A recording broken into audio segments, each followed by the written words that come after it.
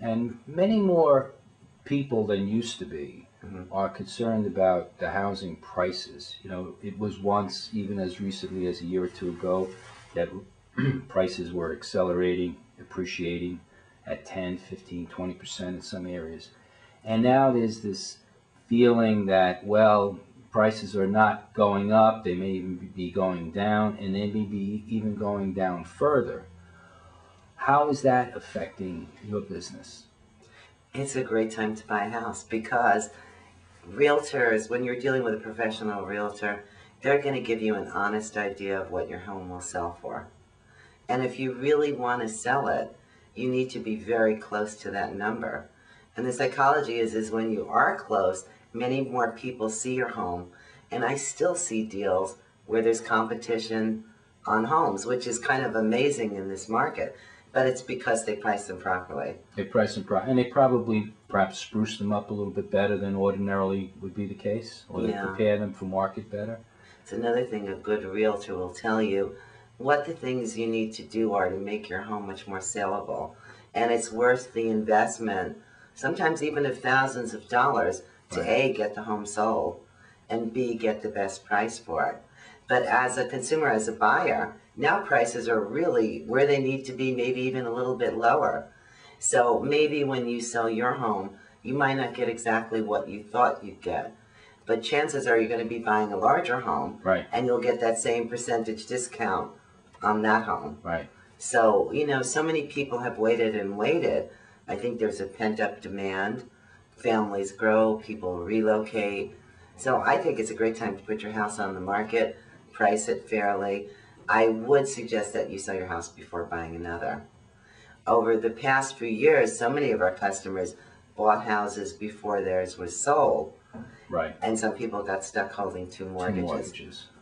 But it's like a domino effect. It takes one person, you know, to start the chain. Probably, yeah, probably the lesson is the more you know, the better. And like you said, consult with a real estate agent, a qualified professional one, and find out as much as possible about the market and what you could do to sell your home better.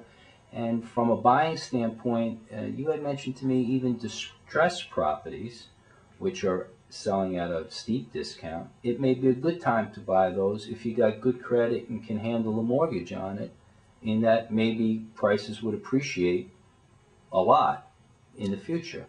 Yeah, I had gone to a seminar and I found out that one of our lenders will even do a home that's been in a fire and is not habitable, which I was really amazed about.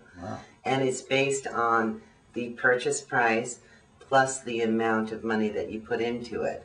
So the loan to value, or the percentage down, would be based on the end product.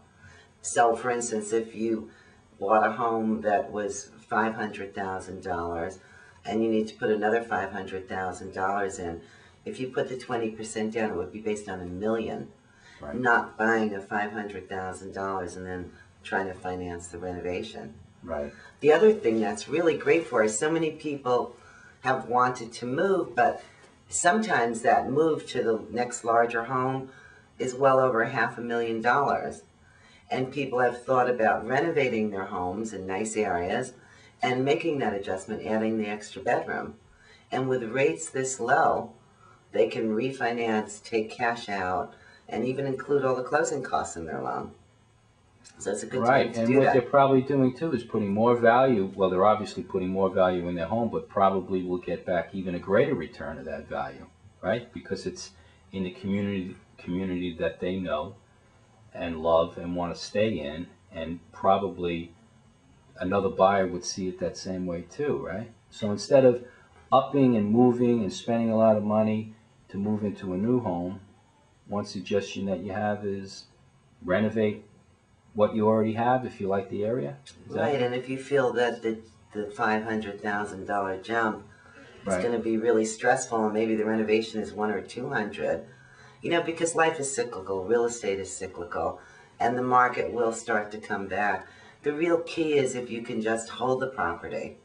So this is not the time to buy a property to make a killing.